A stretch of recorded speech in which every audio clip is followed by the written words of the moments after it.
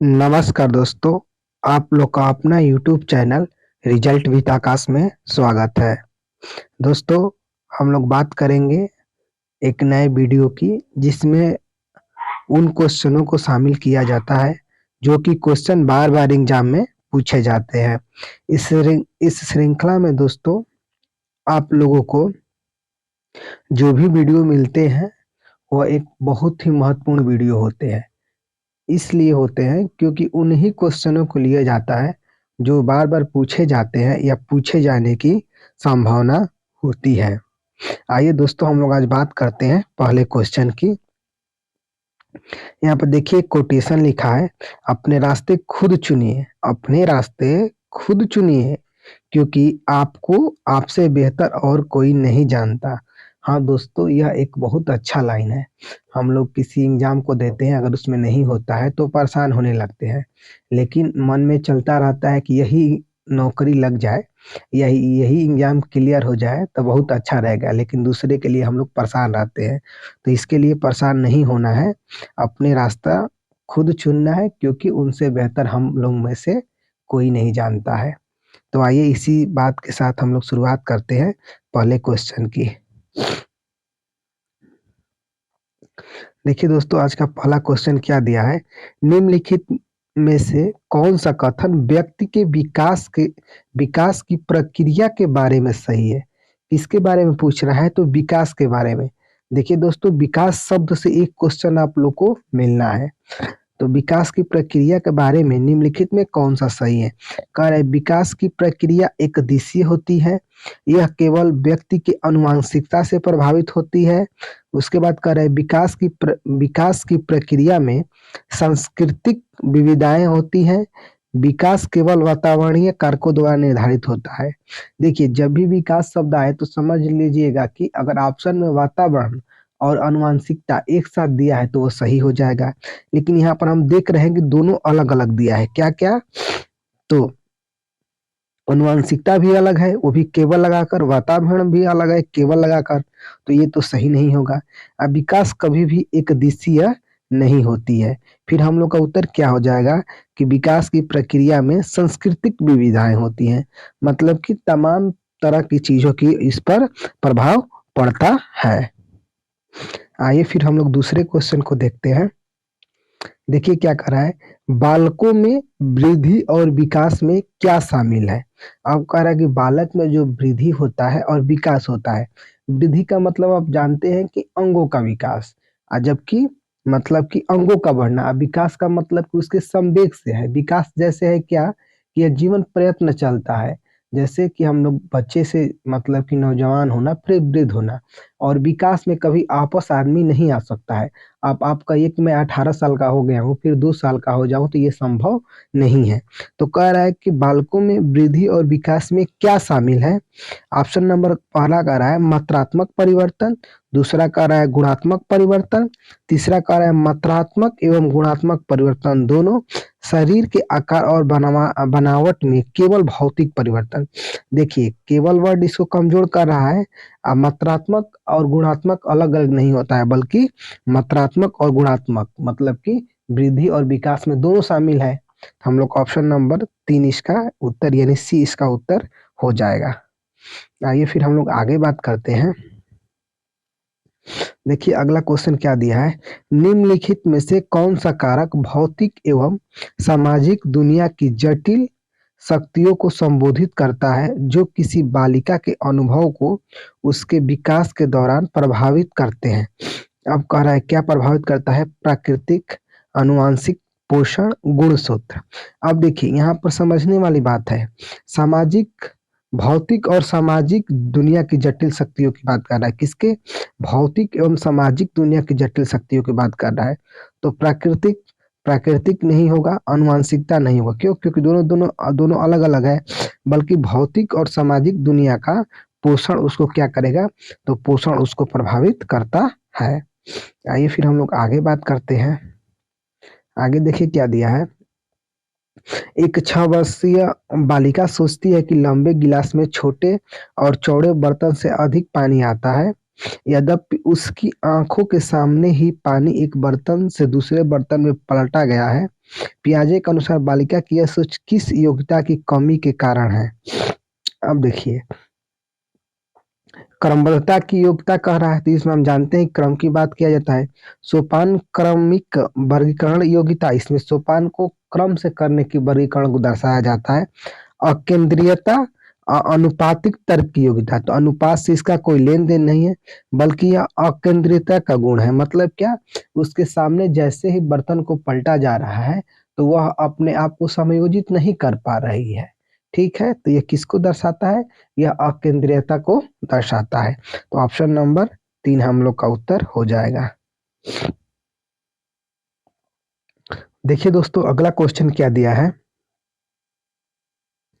बच्चा कह रहा है क्या, मैं पहेलियों के इस हिस्से को पूरा नहीं कर पा रहा हूँ। फिर अध्यापक कह रहा है यहाँ कौन सा टुकड़ा आना चाहिए क्योंकि ये बिल्ली के पैर है। बच्चा कह रहा है पंजे। अध्यापक सही, कौन सा टुकड़ा पंजे जैसा दिखता है? तो बच्चा कह रहा है यह वाला। उपयुक्त बातचीत में सामाजिक अंतःक्रिया की किस विशेषता पर प्रकाश डालता है? अब देखिए, इसमें देखिए आप अगर बढ़िया से क्वेश्चन को समझ पा रहे हैं तो इसमें यही दिखा रहा है कि बच्चा कहीं ना कहीं रुक गया है, यानी अटक गया है, यानी उलझ गया है। तो वहां पर अध्यापक उसको मदद कर रहा है। अध्यापक क्या कर रहा है? तो अध्यापक उसको मदद कर रहा है। ठीक है, तो निम्न में से कौन सा ऑप्शन सही होगा? ऑप्शन ए दिया है क्या, अवलोकनात्मक अधिगम, विवरण अधिगम, पाठ और संज्ञानात्मक संघर्ष। तो हम लोग जानते हैं कि अध्यापक क्या कर रहा है, उसका सहयोग कर रहा है, यानी पाठ हो जाएगा इसका उत्तर। फिर देखिए, ले वाइगोस्की के संज्ञानात्मक विकास के सिद्धांत किससे संबंधित है? पहला कह रहा है सामाजिक सांस्कृतिक दृष्टिकोण, दूसरा कह रहा है मनोवैज्ञानिक दृष्टिकोण, व्यवहारवादी दृष्टिकोण, ऐतिहासिक दृष्टिकोण। तो हम लोग जानते हैं कि वाइगोस्की साहब किसके लिए फेमस है? तो सामाजिक सांस्कृतिक दृष्टिकोण के लिए। दोस्तों देखिए, इस श्रृंखला का एकमात्र उद्देश्य क्या होता है? कम समय में अधिक क्वेश्चनों का रिवीजन करना, वो भी थोड़ा थोड़ा समझ समझ के। और आप लोग को इसके डिस्क्रिप्शन बॉक्स में एक और लिंक मिलेगा सी टेट से संबंधित, जहां पर क्वेश्चनों पर और विधिवत मतलब कि बोर्ड के माध्यम से बताया जाता है। तो आप लोग में से जो लोग उस श्रृंखला से नहीं जुड़े हैं, तो उस श्रृंखला से आप लोग जुड़ जाइए। इस श्रृंखला के दोस्तों एक भी क्वेश्चन को आप लोग मत करिए, क्योंकि इसमें उन्हीं क्वेश्चनों को लिया जाता है जो बार बार पूछा जाता है। ठीक है दोस्तों, आइए फिर हम लोग आगे बात करते हैं। आगे कह रहे हैं अध्यापकों को उदाहरण देते हुए महिला को नर्स व अध्यापिका के रूप में दिखाना तथा पुरुषों को डॉक्टर या पायलट दिखाने तक सीमित नहीं करना चाहिए, क्योंकि ऐसा करना को चिन्हित करता है। अब देखिए क्या कर रहे हैं, अध्यापकों को उदाहरण देते हुए महिला को नर्स व अध्यापिका को अध्यापिका के रूप में दिखाना तथा पुरुष को डॉक्टर या पायलट के रूप में दिखाना तक सीमित करना नहीं करना चाहिए, क्योंकि ऐसा करना कुछ नहीं। अब देखिए यहाँ पर क्या दर्शा रहा है, यहाँ पर यह दर्शा रहा है कि पुरुष अलग है और महिला अलग है। तो जब भी ऐसा बात करे जिसमें पुरुष अलग और महिला अलग की बात हो जाए, तो हम लोग का क्या होता है, तो वह लैंगिक मतलब कि रूढ़िवादिता होता है, यानी जेंडर रूढ़िवादिता होता है। तो हम लोग देखते हैं यहाँ पर ऑप्शन दिया है हम लोग, ऑप्शन नंबर 2 क्या, लैंगिक रूढ़िवादिता। ठीक है, तो यह ऑप्शन हम लोग का क्या हो जाएगा, इसका सही उत्तर हो जाएगा। आइए फिर हम लोग अगले क्वेश्चन की बात करते हैं। कह रहा है कथन क्या, बच्चों के भाषाई विकास के लिए प्राथमिक स्तर की कक्षाओं में मुद्रित समृद्धि परिवेश आवश्यक है। कारण कर रहा है भावनाओं की अधिगम में महत्वपूर्ण भूमिका है। सही विकल्प चुनिए। अब देखिए कह रहा है कि क्या कि मतलब बच्चों के भाषाई विकास के लिए प्राथमिक स्तर की कक्षाओं में मुद्रित परिवेश समृद्ध परिवेश की आवश्यकता है। भावनाओं के अधिगम में महत्वपूर्ण भूमिका होती है। देखिए ये भी ऑप्शन सही है। क्यों? क्योंकि भाषा के विकास में अगर कुछ परिवेश से सामग्री मिल जाती है तो सही है। अब भावनाओं की अधिगम में महत्वपूर्ण भूमिका है, मतलब कि सीखने में भावनाएं भी काम आती है, लेकिन दोनों एक दूसरे से किसी भी प्रकार संबंधित नहीं है। यानी क्या, ए और आर दोनों सही है, ए आर का सही व्याख्या करता है नहीं। ए आर दोनों सही है लेकिन ए आर का सही व्याख्या नहीं करता है, यानी दोनों संभव नहीं है लेकिन दोनों स्टेटमेंट सही है। नहीं, ऑप्शन नंबर 2 हम लोग का उत्तर हो जाएगा। ऑप्शन नंबर 3 देखिए क्या लिखा है, ए सही है लेकिन आर गलत है। ऑप्शन 4 लिखा है ए और आर दोनों गलत है, जबकि ऐसा नहीं है। अगला क्वेश्चन देखिए, निम्नलिखित में से कौन सी रणनीति कक्षा में सुविधा वंचित समूहों से आने वाले बच्चों को शामिल करने के लिए प्रभावशाली नहीं रहेगी। देखिए नहीं वर्ड आया तो आप इसे राउंड कर लीजिए। अब क्या कह रहा है, निम्नलिखित में से कौन सी रणनीति कक्षा में सुविधा वंचित समूहों से आने वाले बच्चों को शामिल करने के लिए प्रभावशाली नहीं है। जो वंचित बच्चे हैं उसके लिए प्रभावशाली नहीं है। कार्य का कक्षा में होने वाली चर्चाओं में शामिल होने के लिए अवसर देना, विद्यालय की सभी गतिविधियों में बच्चों की सहभागिता सुनिश्चित करना, बच्चों की उपस्थिति और ठहराव की नियमित निगरानी रखना, समूह संबद्धता के आधार पर पृथक पृथक बैठने की व्यवस्था। अब देखिए, वंचित बच्चे आए और आप उसे पृथक पृथक बैठा दे, यह तो हमारा ऑप्शन क्या हो जाएगा, यह ऑप्शन हमारा गलत हो जाएगा। ठीक है, आइए फिर हम लोग अगले क्वेश्चन की बात करते हैं। कह रहा है अध्यापक किस तरह के रचनात्मक चिंतन को पोषित कर सकते हैं। अब कह रहा है रचनात्मक चिंतन को बढ़ाना है तो अध्यापक कैसे बढ़ा सकता है। शिक्षार्थियों पर सतत रूप से निगाह रखकर, प्रत्येक विद्यार्थी शिक्षार्थी से निपुणता से कम कुछ भी अपेक्षित न करना, शिक्षार्थियों को समस्याओं के समाधान के लिए भिन्न भिन्न तरीके से अपनाने के अवसर देना, विद्यार्थियों के लिए बहुत ही कठिन गतिविधि का चयन करना। अब देखिए, कठिन का चयन करना तो गलत है, ठीक है। निपुणता कम भी, ये भी गलत है। और ऑप्शन ए शिक्षार्थियों पर सतत रूप से निगाह रखना, ये भी गलत है। सबसे अच्छा हम लोग का ऑप्शन कौन है, तो सबसे अच्छा हम लोग का ऑप्शन क्या है, सी है। क्यों कह रहा है शिक्षार्थियों को समस्या के समाधान के लिए भिन्न भिन्न तरीके अपनाने के अवसर देना। ठीक है, तो हम लोग ऑप्शन नंबर 3 इसका क्या हो जाएगा, उत्तर हो जाएगा। आइए फिर हम लोग आगे बात करते हैं। देखिए आगे क्या दिया है, आगे कह रहा है बच्चों को किसी समस्या का समाधान ढूंढने में किस क्रम को अपनाना चाहिए। अब देखिए, बच्चों को किसी समस्या को ढूंढना है तो कौन सा क्रम सही रहेगा। आंकड़ों का संग्रह, समस्या की पहचान, परिकल्पना बनना, परिकल्पना का परीक्षण, आंकड़ों का संग्रह, परिकल्पना बनाना, परिकल्पना परीक्षण, आंकड़ों का विश्लेषण, समस्या को परिभाषित करना, समस्या का विश्लेषण करना, परिकल्पना बनाना, परिकल्पना का परीक्षण, समस्या विश्लेषण, आंकड़ा का संग्रह, परिकल्पना बनाना, समस्या की व्याख्या।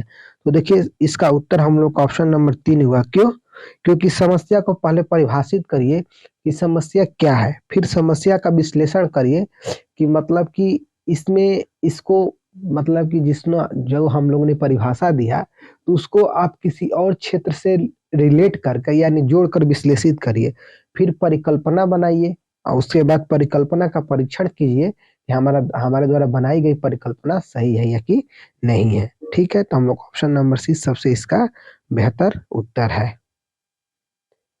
आइए फिर हम लोग अगले क्वेश्चन की बात करते हैं। देखिए अगला क्वेश्चन क्या दिया है, अगला क्वेश्चन दिया है, अगला क्वेश्चन कह रहा है एक अध्यापक को बहुत अधिक अपेक्षाएं किससे रखनी चाहिए। अब देखिए अध्यापक को किससे उम्मीद रखना चाहिए, सीधा सीधी आप ये समझिए। पहला कह रहा है केवल प्रतिभाशाली विद्यार्थियों से, लिंग और वर्ग को ध्यान में न रखते हुए सभी विद्यार्थियों से, विशेष श्रेणी से संबंध विद्यार्थियों को छोड़कर सभी विद्यार्थियों से, भिन्न भिन्न विषयों में लड़कों लड़कियों से अलग अलग अपेक्षाएं, जैसे कि गणित में लड़कों से और भाषा में लड़कियों से। ये भी ऑप्शन गलत है। क्यों, क्योंकि आप अलग अलग अपेक्षाएं नहीं रख सकते हैं। विशेष श्रेणी में संबंध विद्यार्थियों को छोड़कर ये भी नहीं कर सकते हैं। क्यों, क्योंकि समावेशी शिक्षा का हनन हो जाएगा। केवल प्रतिभाशाली बालक से भी नहीं, बल्कि ऑप्शन नंबर हम लोग का 2 उसका उत्तर हो जाए। क्यों, लिंग और वर्ग को आप ध्यान में मत रखिए, सबसे क्या रखिए, तो सबसे बराबर उम्मीद आप रखिए। तो हम लोग ऑप्शन नंबर 2 इसका उत्तर हो जाएगा। फिर आगे बात करते हैं, तो आगे लिखा है पीटर कहता है मैं असफल हूँ क्योंकि मैं मूर्ख हूँ, और इसका मतलब है कि मैं हमेशा ही असफल हूँगा। यह क्या दर्शाता है। अब देखिए पीटर के मन में क्या बैठ गया है, पीटर के मन में बैठ गया है कि मैं पढ़ने में कमजोर हूँ, मैं मूर्ख हूँ, तो ये क्या दर्शाएगा, अपसारी चिंतन, स्वतः यथार्थ, उपलब्धि, परिपक्वता, सीखी गई, निस्सहायता या बेचारगिरी। हाँ, ये इसके अधिगम में क्या है, तो इसके अधिगम में कमजोरी है, यानी ऑप्शन नंबर 4 हम लोग का इसका उत्तर हो जाएगा। आइए फिर हम लोग आगे बात करते हैं। कह रहा है राष्ट्रीय शिक्षा नीति 2020 के अनुसार फिर भरना है का प्रयोग फिर भरना है को प्रोत्साहित करने के लिए करना चाहिए। अब कह रहा है राष्ट्रीय शिक्षा नीति 2020 को बढ़ावा देने के लिए क्या करना चाहिए। पहला ऑप्शन दे रहा है कंठस्थीकरण, प्रत्यास्मरण, कंठस्थीकरण, समालोचनात्मक चिंतन, अनुभव जनित अधिगम, समालोचनात्मक चिंतन, अनुभव जनित अधिगम, प्रत्यास्मरण। देखिए प्रत्यास्मरण का मतलब होता है रिकॉल, यानी याद करना। ये भी ऑप्शन हम लोग का क्या है, तो गलत है। ठीक, उसके बाद देखिए ऊपर वाले भी ऑप्शन चेक करते हैं। देखिए इसमें कंठस्थीकरण की वजह से गलत है, दूसरे में भी कंठस्थीकरण, ये भी गलत है। हम लोग ऑप्शन नंबर 3 इसका क्या हो जाएगा, तो ऑप्शन नंबर इसका 3 उत्तर हो जाएगा। क्यों, अनुभव जनित अधिगम और समालोचनात्मक चिंतन। ठीक है, आइए फिर हम लोग आगे बात करते हैं। आगे देखिए क्या दिया, जब कोई बच्चा परीक्षा में असफल होता है तो इसका क्या अर्थ है। देखिए मान लीजिए जैसे आप परीक्षा करा रहे हैं, आप एक टीचर है, तो कोई स्टूडेंट फेल हो जा रहा है, तो इसका मतलब क्या है। कह रहे बच्चे ने उत्तर अच्छी तरह से याद नहीं किया है। अब देखिए याद करने की वजह से यह ऑप्शन कमजोर है। फिर कह रहे हैं अभिभावक असफल हो गया, उन्हें बच्चों के लिए अतिरिक्त कक्षाएं ट्यूशन का प्रदान करना चाहिए। आप एक टीचर है, ऐसे सेंटेंस कभी भी आप यूज नहीं करेंगे। उसके बाद क्या कर रहे हैं, बच्चा विद्यालय में पढ़ने योग्य नहीं है, ये तो कतई संभव नहीं है, यह प्रणाली की असफलता है। यह बात सही है। क्यों, क्योंकि यह जब स्टूडेंट फेल हुआ है इसका मतलब है कि आपकी टीचिंग मेथड फेल हुई है। तो हम लोग का ऑप्शन नंबर 4 इसका क्या हो जाएगा, ऑप्शन नंबर 4 इसका उत्तर हो जाएगा। आइए फिर हम लोग आगे बात करते हैं। देखिए लिखा है निम्नलिखित में से किसका अधिकतम मान है यदि n एक प्राकृतिक संख्या को दर्शाती है, n is equal to greater than 1, यानी n प्राकृतिक संख्या है और n का मान जो भी दिया है वह क्या है, तो 1 से बड़ा है। तो अब जब 1 से बड़ा है तो 1 से बड़ा हम सबसे छोटा मान माने 1 से बड़ा देखते हैं तो 2 हम रखते हैं। क्यों, क्योंकि 1 के बाद हमको 2 मिल जाएगा, जो कि मतलब कि 1 से बड़ा भी है और n भी है, n मतलब कि प्राकृतिक संख्या भी है। तो देखिए किसका मान 5 और धन n की जगह पर 2 रखेंगे तो 5 2 7 हो गया। फिर 5 5 इंटू n, तो 5 में 2 से गुणा करेंगे तो 5 दूनी का 10 हो गया। अब देखिए n की जगह पर 2 अब प्लस 5, 7/5 करेंगे तो 1 मतलब कि 4 के आसपास आएगा। अब 5 है तो 10 में से फिर 2 घटाएंगे तो 8 हो जाएगा। इसका मतलब सबसे अधिक हम लोग का मान कौन दिया, तो ऑप्शन नंबर 2 कितना दिया है, तो 10 दिया है। तो n का मान अगर 1 से अधिक रखा जाए तो हम लोग का ऑप्शन नंबर 2 का मान सबसे अधिक, मतलब दिए गए चारों ऑप्शन में से सबसे अधिक हमेशा आएगा। तो हम लोग ऑप्शन नंबर 2 इसका उत्तर हो जाएगा। आइए फिर हम लोग आगे बात करते हैं। कह रहा है क्या स्थानीय मान की संकल्पना के शिक्षण के लिए अध्यापक कक्षा में भिन्न भिन्न प्रकार की सामग्री लाता है, जैसे गिनतारा, डिंस ब्लॉक, 1 रुपया, 10 रुपया, 100 रुपया की नकली मुद्रा नोट। उपरोक्त स्थिति में अध्यापक डिंस सिद्धांत के कौन से नियम का आश्रय ले रहा है। अब देखिए डिंस डिंस के नियम की बात करें तो डिंस से हम लोग जानते हैं कि डिंस ब्लॉक का प्रयोग मुख्यतः 5 चीजों के लिए किया जाता है। किसके लिए, एक तो स्थानीय मान के लिए, उसके बाद जोड़ के लिए, फिर गुणा के लिए, फिर घटाना के लिए, फिर भागा के लिए। तो देखिए अलग अलग लिया है, गिनतारा भी लिया है, डिंस ब्लॉक भी लिया है, 100 रुपया, 10 रुपया, 1 रुपया के नकली नोट भी लिया है। तो कह रहा है ऑप्शन ए गतिक नियम का, गणितीय परिवर्तनशील नियम का, बोधात्मक परिवर्तनशीलता नियम का, रचनात्मक नियम का। तो देखिए ये देखेंगे अलग अलग उसके लेने का मात्र एक उद्देश्य क्या है, बोधात्मक, मतलब कि उसकी बुद्धि को बढ़ावा देना। तो ऑप्शन नंबर 3 हम लोग का इसका उत्तर हो जाएगा। आइए अगले क्वेश्चन की हम लोग बात करते हैं। देखिए अगला क्वेश्चन क्या दिया है। अगला क्वेश्चन कह रहा है त्रुटियां गणित में एक महत्वपूर्ण भूमिका निभाती है, यह वाक्य। अब कह रहा है जो गलती करता है बालक वह गणित के लिए एक महत्वपूर्ण भूमिका है, क्या गलत है, क्योंकि त्रुटियां गणित के प्रति लापरवाही वाली अभिवृत्ति को दर्शाती है, ये कभी नहीं हो सकता। सही है, क्योंकि गणित को यह समझने में मदद मिलती है कि बच्चे ने गणितीय अवधारणाओं का निर्माण कैसे किया है। हाँ, गलत है, क्योंकि गणित त्रुटि रहित विषय है। सही है, क्योंकि त्रुटियां कम बुद्धिलब्धि को दर्शाती है। तो हम लोग का ऑप्शन नंबर 2 इसका उत्तर हो जाएगा। क्यों, क्योंकि सही है। अब यह दर्शाएगा कि बच्चे कैसे गणितीकरण कर रहा है, मतलब कि कहाँ से वो सीखना चाह रहा है और उसके दिमाग में क्या चल रहा है। तो इसके वजह से त्रुटि गणित के लिए क्या है, तो पॉजिटिव है, एक्टिव ऑप्शन है। तो हम लोग क्या है, त्रुटियां गणित में मदद करती है यानी हेल्प करती है, जो कि बच्चों की गणितीय अवधारणाओं के निर्माण में क्या करता है, तो सहायता करता है। तो हम लोग ऑप्शन नंबर 2 इसका उत्तर हो जाएगा। आइए फिर हम अगले क्वेश्चन की बात करते हैं। कह रहा है क्या, कंचों के खेल में रेनू 4 कंचे जाती है और उसके पास 7 कंचे बचे हैं। उसने कितने कंचों के साथ खेल शुरू किया था? उपरोक्त प्रश्न निम्नलिखित में किसका उदाहरण? अब देखिए, 4 मतलब कि कंचे हार गई और 7 कंचे बचे हैं, तो वह कितने कंचों के साथ खेल शुरू की थी? तो 7 4 11 कंचों के साथ। तो हम 11 कैसे पाए हैं? तो जोड़ के पाए हैं। कह रहा है योग पर संदर्भात्मक प्रश्न, मुक्त अंत वाले प्रश्न, बहुविकल्पी प्रश्न, व्याकरण पर संदर्भात्मक प्रश्न। अब देखिए, व्याकरण का कोई मतलब नहीं है, अब बहुविकल्पी है नहीं, अब मुक्त वाले प्रश्न नहीं है, इसलिए कि इसका उत्तर फिक्स है। मुक्त वाले प्रश्न का उत्तर कई डायमेंशनल में जाता है, यानी क्या है, योग पर आधारित प्रश्न। क्यों? क्योंकि 4 हार गई है और 7 उसके पास बच्चे हैं। तो हमको यह ज्ञात करना है कितनी लेकर आई थी, तो 11 लेकर आई थी। तो 11 हम कैसे पहुंचे? तो हम जोड़ के पहुंचे, यानी कि योग के संदर्भ में आधारित यह प्रश्न है। ठीक है, तो हम लोग ऑप्शन नंबर ए इसका उत्तर हो जाएगा। आइए फिर हम लोग बात करते हैं। कह रहा है बच्चों के गणितीय चिंतन के आकलन के लिए निम्न प्रश्नों में कौन सा अत्यंत उपयुक्त है? अब क्या कर रहा है, बच्चों में गणितीय चिंतन को बढ़ाने के लिए कह रहा है 4.25 गुणे 0.5 को हल करो। ठीक, तो देखिए इसको हल करेंगे तो एक उत्तर आएगा। ठीक है, यदि एक फल की कीमत इतने रुपया प्रति किलोग्राम है, तो आप इतने किलोग्राम के लिए कितना खर्च करेंगे, ये भी फिक्स है। ठीक, अब यदि इतने को 0 से 1 के बीच किसी संख्या से गुणा किया जाए, तो गुणनफल इतना के कम या अधिक होगा, स्पष्ट कीजिए। अब देखिए 4.25 को 0 से 1 के बीच में, अब 0 से 1 के बीच में तमाम संख्या हो जाएगी, 0.1, 0.123, 0.002, तमाम संख्याएं हो जाएगी। कम या अधिक होगा, स्पष्ट कीजिए, मतलब अनंत संख्याएं हो जाएगी। तो इसका मान क्या है? तो इसका मान ज्यादा आएगा, मतलब इसमें उत्तर क्या है? तो मुक्त प्रश्न है, अपसारी चिंतन है। फिर चौथा क्या कह रहा है, 4.25 को 0.5 से गुणा करने की मानक कलन विधि की व्याख्या कीजिए। अब देखिए इसमें भी दो चीजों का गुणा किया जाएगा तो एक मान फिक्स आएगा, यानी कि हम लोग का 3 नंबर ऑप्शन क्या करेगा, तो यह बढ़ावा देगा गणितीय करण को, समालोचनात्मक चिंतन को, अपसारी चिंतन को। तो हम लोग ऑप्शन नंबर 3 इसका क्या हो जाएगा, उत्तर हो जाएगा। आइए फिर हम अगले क्वेश्चन की बात कर रहे हैं। देखिए क्या कह रहा है, रिहाना गणित की एक अच्छी अध्यापिका बनना चाहती हैं।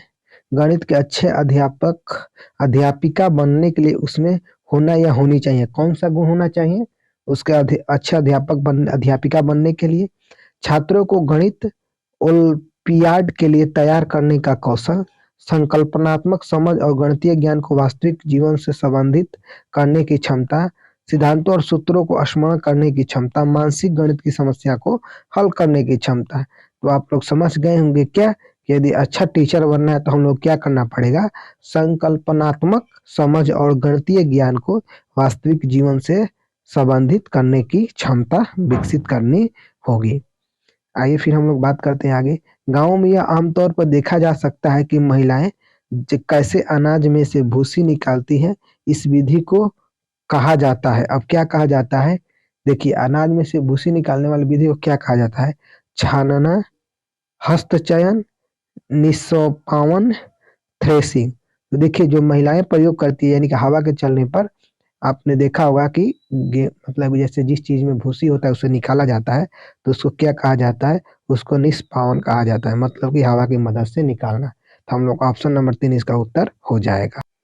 आइए हम बात करते हैं अगले क्वेश्चन की। अगला क्वेश्चन देखिए क्या दिया है, रीड डाटा पुस्तक दर्ज करती है, किसको कह रहा है, लाल फूल वाले पौधे। फिर दूसरा कह रहा है धरती पर उपलब्ध सभी पौधे और जानवर, धरती पर उपलब्ध सभी जानवर, संकटपन्न पौधे और जानवर। तो हम लोग जानते हैं कि रेड डाटा बुक में खतरे वाले जानवर और पौधों की मतलब कि दर्ज या नाम नोट किया जाता है, यानी ऑप्शन नंबर 4 हम लोग का क्या हो जाएगा, इसका उत्तर हो जाएगा। आइए फिर हम लोग आगे बात कर रहे हैं। कह रहा है क्या, विद्यार्थियों को पर्यावरण समस्या तथा उनके समाधान संबंधित मॉडल बनाने और राष्ट्रीय प्रदर्शनी में भाग लेने के लिए कहा जाता है।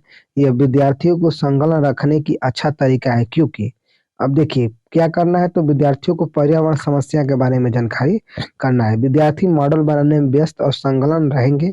मॉडल बनाने में कीमती सामान खरीदने में आनंद मिलता है। मॉडल बनना विद्यार्थियों में सृजनशीलता और समालोचनात्मक सोच का विकास होता है। मॉडल निर्माण में कक्षा की नीरसता भंग हो जाती है। तो क्या है, तो जब भी वो मॉडल का निर्माण करेगा तो वो क्या होगा, वो सृजनशील बनेगा, मतलब कि चीजों को समझेगा कि कौन सा चीज कैसे बनती है और उसका प्रभाव क्या है और उसका पॉजिटिव एक्सपेक्ट क्या है और निगेटिव एक्सेप्ट क्या है। ठीक है, तो आइए हम लोग ऑप्शन नंबर 3 इसका क्या हो जाएगा, ऑप्शन नंबर 3 इसका उत्तर हो जाएगा। आइए फिर हम लोग आगे बात करते हैं, क्या क्या कह रहा है कि निम्नलिखित में से कौन से उद्देश्य खोज आधारित शिक्षण से प्राप्त होता है। शिक्षार्थियों की जिज्ञासा में वृद्धि होती है। विद्यार्थियों की सीखने में व्यस्तता। छात्रों की परस्पर और सामाजिक अंतरक्रिया। निम्न स्तरीय संज्ञानात्मक प्रक्रिया का विकास। अब देखिए इसमें से क्या क्या दिया है। निम्नलिखित में से कौन से उद्देश्य खोज आधारित शिक्षण से प्राप्त होते हैं। शिक्षार्थियों की जिज्ञासा में वृद्धि होती है, ठीक है। अब ऑप्शन उत्तर देना ए बी सी में। विद्यार्थियों की सीखने में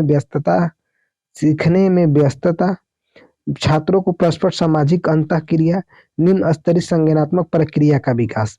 देखिए हम लोग को क्या, हम लोग को ऑप्शन नंबर देखिए ए भी सही है, बी भी सही है, सी भी सही है। क्यों, देखिए बी सीखने में व्यस्तता का मतलब क्या है कि जैसे आप खोज पर आधारित अगर कराएंगे तो विद्यार्थी आराम से सीखेगा, यानी कि उसके टाइम का सही प्रयोग होगा। यानी ऑप्शन ए भी सही है, बी भी सही है और सी तो सही है। खोज पर आधारित आदमी जैसे टूर और जाता है तो लोग अंतःक्रिया बहुत ज्यादा करते हैं। तो हम लोग का यानी कि ए बी सी देखते हैं कोई ऑप्शन है, तो देखिए हम लोग ऑप्शन नंबर 4 में ए बी सी लिखा है, तो हम लोग का ऑप्शन नंबर 4 इसका उत्तर हो जाएगा। आइए फिर हम लोग आगे बात करते हैं। कह रहे हैं निम्नलिखित में से कौन एक पर्यावरण अध्ययन के अध्यापक के लिए ईवीएस कक्षा को प्रभावशाली बनाने में सहायक होगा। अब देखिए ईवीएस के कक्षा को प्रभावशाली बनाना है तो क्या सहायक होगा। विद्यालय का बगीचा, संप्रेषणात्मक तकनीकी, सूचना और संप्रेषणात्मक तकनीकी, विद्युत उपकरण व टेलीविजन। अब देखिए इसमें क्या होना चाहिए, तो देखिए विद्यालय का बगीचा भाई ईवीएस में तो प्रभावशाली होगा, तो ऑप्शन ए तो होगा। और सूचना और संप्रेषण भी तकनीक भी होगा, यानी ऑप्शन सी भी होगा। तो ए सी को देखते हैं, तो ए सी यहाँ पर है, ठीक। अब बी भी संप्रेषण तकनीकी होगा, यानी ए बी सी पहले देखते हैं, तो ए बी सी ऐसा कोई ऑप्शन हम लोग के पास नहीं है। देखिए दोस्तों उत्तर देते समय आप ऑप्शन को विशेष ध्यान दीजिए, क्योंकि ज्यादातर क्वेश्चन ऑप्शन पर ही मतलब कि डिपेंड करते हैं, ठीक है। तो यानी क्या हो जाएगा, देखिए ऑप्शन नंबर जो बी है सी में ऑलरेडी है, सूचना और संप्रेषण तकनीकी। ऑप्शन बी में भी संप्रेषण लिख रहे हैं, यानी कि ए सी हम लोग का क्या हो जाएगा, ए सी हम लोग का क्या हो जाएगा, हम ए सी हम लोग का उत्तर हो जाएगा। आइए फिर हम लोग आगे बात करते हैं। आगे देखिए क्या दिया है। श्रीमती मेहरा अपने छात्रों के परस्पर संबंधों, सामाजिक विशेषताओं, गुणों का विकास करना चाहती है। वे अपने पर्यावरण अध्ययन की कक्षा में किस आकलन के साधन का उपयोग करें। अब देखिए किसके बारे में करना चाह रहा है, तो परस्पर संबंधों और सामाजिक विशेषताओं और गुणों का विकास करना चाहती है, ठीक है। तो लिखित प्रश्न, चर्चा द्वारा, सामूहिक क्रियाकलाप, मौखिक प्रश्न उत्तर। तो देखिए जब भी ऐसा है तो लिखित प्रश्न का ज्यादा महत्व नहीं होता है, हम लोग जानते हैं। और चर्चा द्वारा सबसे अच्छा है, क्योंकि चर्चा में अंतर क्रिया होगा। और फिर सामूहिक कार्य क्रियाकलाप भी अच्छा है, क्योंकि दोनों में होगा। यानी बी सी तो हम लोग को पक्का चाहिए, तो आप ऐसा ऑप्शन ढूंढते हैं जिसमें बी सी हो, तो एक में भी है, और बी सी किस में है, तो दो में भी है, और बी सी 3 में भी है, और डी में नहीं है। लेकिन देखिए इसमें जो ऑप्शन मौखिक प्रश्न उत्तर और लिखित है, मतलब कि ए डी नहीं चाहिए, तो बी सी हम लोग का ऑप्शन नंबर ए इसका सही हो जाए। क्यों, क्योंकि मौखिक प्रश्न ज्यादा प्रभावशाली नहीं होते हैं और लिखित प्रश्न भी ज्यादा प्रभावशाली नहीं होते हैं। आइए फिर हम लोग अगले क्वेश्चन की बात करते हैं। कह रहा है क्या, प्राथमिक स्तर के लिए कौन सी विधि पर्यावरण अध्ययन शिक्षण ईवीएस के लिए अच्छी नहीं है। अब देखिए कौन सी विधि अच्छी नहीं है, नहीं वाले हम लोग को ढूंढना है, ठीक है। तो देखिए क्या कह रहा है क्या, विद्यार्थियों को अवलोकन के लिए कहना, कक्षा अध्यापन में प्रत्यय तथ्य देना, क्षेत्र भ्रमण, लघु चलचित्र देखना। अब देखिए तथ्य देना यानी तथ्यात्मक और पर्यावरण विकास के लिए सही नहीं है, यानी ऑप्शन नंबर 2 हम लोग क्या हो जाएगा, इसका उत्तर हो जाएगा। आइए फिर हम लोग आगे बात करते हैं। देखिए अगला क्वेश्चन क्या दिया है। अगला क्वेश्चन कह रहा है श्रीमती मनीषा पर्यावरण अध्ययन के शिक्षण ईवीएस के लिए अच्छा वातावरण बनाना चाहती है तो वो योजना बनाती है। अब देखिए पर्यावरण के लिए एक अच्छा वातावरण बनाना है तो कौन सी योजना, सप्ताह अंत में अतिरिक्त कक्षाएं लेना, विद्यार्थियों को लिखित सामग्री देना, उनके द्वारा दी गई सामग्री को याद करना, आसपास के क्षेत्र के लिए सर्वे का आयोजन करना। अब देखिए सर्वे का आयोजन करना सबसे अधिक सही है, क्यों, क्योंकि इसमें क्षेत्र भ्रमण होगा। आप पर्यावरण अध्ययन में क्षेत्र भ्रमण का बहुत ज्यादा महत्व होता है, यानी ऑप्शन नंबर 4 हम लोग का क्या हो जाएगा, ऑप्शन नंबर 4 इसका उत्तर हो जाएगा। आइए फिर आगे बात करते हैं। देखिए क्या दिया है कि निम्नलिखित में से सही कथन का चयन कीजिए, करें। पहला ऑप्शन दिया है प्रथम भाषा प्रशिक्षण द्वारा अर्जित की जाती है।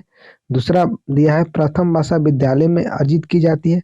प्रथम भाषा अर्जन एक प्राकृतिक प्रक्रिया है। प्रथम भाषा बच्चों के सचेतन प्रयास द्वारा अर्जित की जाती है। तो सब कोई जानता है क्या कि प्रथम भाषा का अर्जन प्राकृतिक प्रक्रिया है। ठीक है, तो ऑप्शन नंबर सी हम लोग का उत्तर इसका हो जाएगा, यानी ऑप्शन नंबर 3। आइए फिर हम लोग आगे बात करते हैं। कह रहा है निम्नलिखित में कौन सा पद वाइगोस्की के सामाजिक सांस्कृतिक सिद्धांत से संबंधित है। अब मतलब किनसे, तो वाइगोस्की साहब से।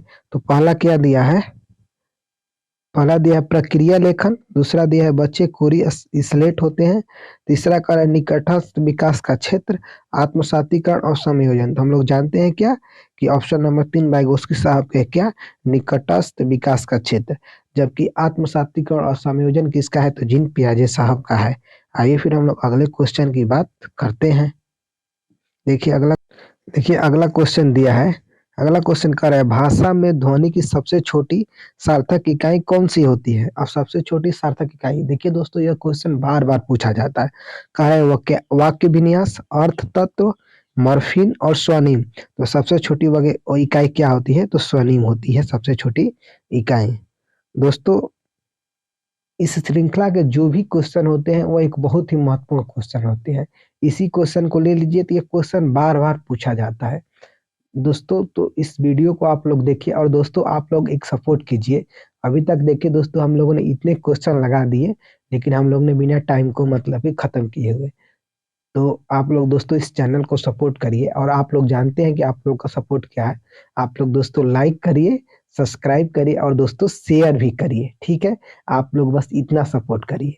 आइए दोस्तों हम लोग कम समय को गंवाए हुए फिर आगे स्टार्ट करते हैं, क्योंकि समय ही सबसे महत्वपूर्ण है। रोहित 7 माह का शिशु है, उसने ऐसी ध्वनियां बोलना शुरू कर दिया है जिसमें व्यंजन व स्वर दोनों हैं। वह निम्नलिखित में से किसमें संप्रेषण कर रहा है। अब देखिए 7 माह का कोई बच्चा है, वह क्या करेगा, देखते हैं। तिलकारी मारना, स्वनिम, भाषाविद वाचन, बबलाना।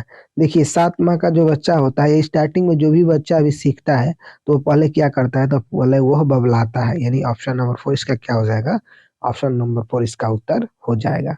आइए फिर हम आगे बात करते हैं। कह रहा है स्किनर की यह राय है कि बच्चे अक्सर भाषा अर्जन प्रक्रिया में, अब देखिए स्किनर साहब जब भी आप लोग के सामने आ जाए तो ये समझिएगा कि ये नकल करने पर जोर देते हैं, देखकर सीखने पर जोर देते हैं। तो इनका क्या मानना है कि बच्चे की वयस्कों की अनदेखी करते हैं। भाषा मतलब भाषा के सिद्धांत में स्किनर साहब का क्या योगदान है।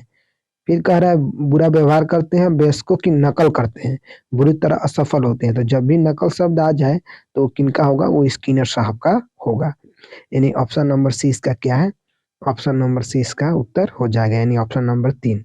ठीक है, आइए फिर हम आगे बात करते हैं। अब देखिए पियाजे साहब आ गए। पहले हम वाइगोस्की साहब को देखें तो वाइगोस्की साहब क्या कहते हैं, अंतः मतलब कि सामाजिक अंतः क्रिया। स्किनर साहब क्या कहते हैं कि नकल करना। ठीक है, वाइगोस्की साहब क्या कहते हैं, आत्मसात करना, समायोजन करना, समावेशन करना।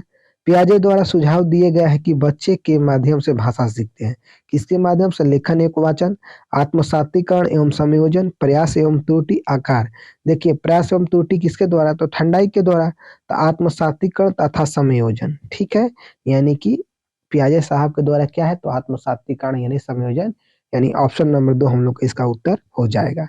आइए फिर हम लोग आगे बात करते हैं। कह रहा है द्विभाषिक शिक्षा एक शैक्षिक प्रक्रिया है जिसमें शिक्षण अधिगम प्रक्रिया में क्या होता है।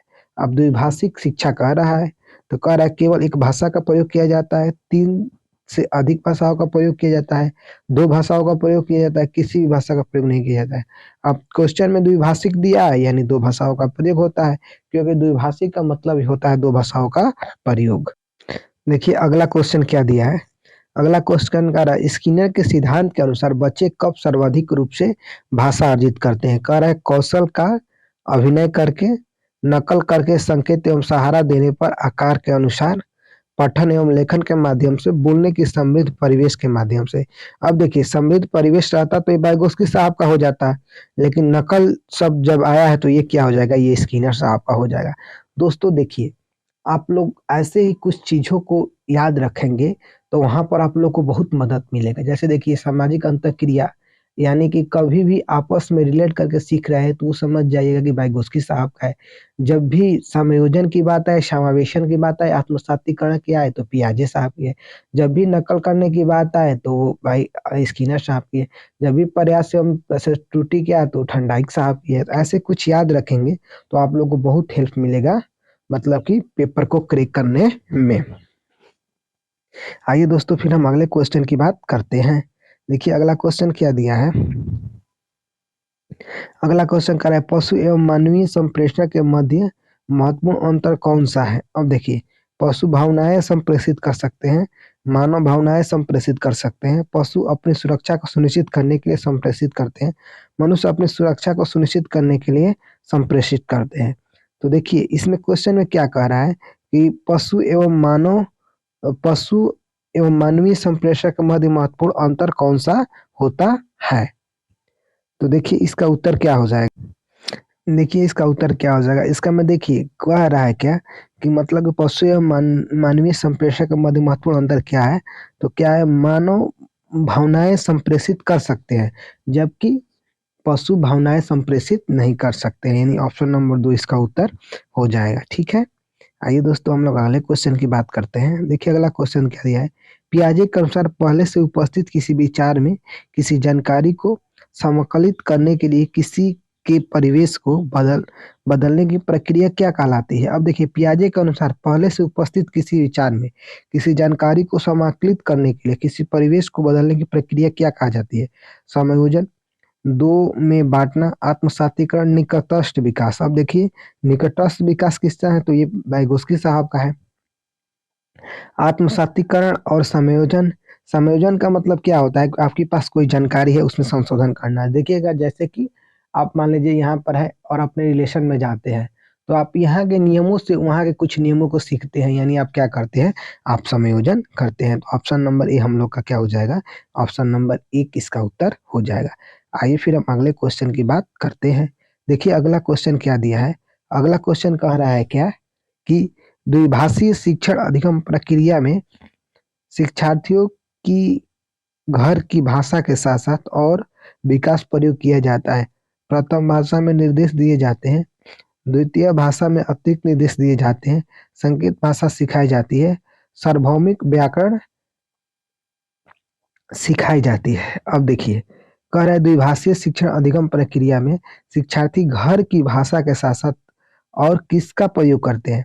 तो प्रथम भाषा में निर्देश दिए जाते हैं, द्वितीय भाषा में अतिरिक्त निर्देश दिए जाते हैं, संकेत भाषा सिखाई जाती है, सार्वभौमिक व्याकरण सिखाई जाती है। तो हम लोग का इसका उत्तर क्या हो जाएगा, हम लोग का इसका उत्तर क्या हो जाएगा, हम लोग का इसका उत्तर हो जाएगा क्या, इसका उत्तर हो जाएगा हम लोग का क्या, द्वितीय भाषी में अतिरिक्त निर्देश दिए जाते हैं, यानी कि ऑप्शन नंबर 2 हम लोग का इसका क्या हो जाएगा, ऑप्शन नंबर 2 हम लोग का इसका उत्तर हो जाएगा। ठीक है, देखिए दोस्तों अगला क्वेश्चन क्या है। दोस्तों आज का हम लोग का सेशन कंप्लीट हुआ। दोस्तों देखिए थोड़ा सा आज मतलब सर्दी की वजह से थोड़ा सा आवाज में दिक्कत है, लेकिन दोस्तों इस श्रृंखला में और भी वीडियो आएंगे और वो अच्छे अच्छे क्वेश्चनों का ही संग्रह होगा। तो आप लोग इस सेशन को लाइक करिए, सब्सक्राइब करिए और शेयर करिए। और दोस्तों बस थोड़ा सा आप भरोसा करिए, आप लोग के इस सेशन से बहुत से क्वेश्चन सेम मतलब सेम के हुब में हुब एग्जाम में आपको देखने को मिलेगा। ठीक है दोस्तों, मिलेंगे दोस्तों एक और बेहतर वीडियो के साथ। तब तक के लिए दोस्तों जय हिंद।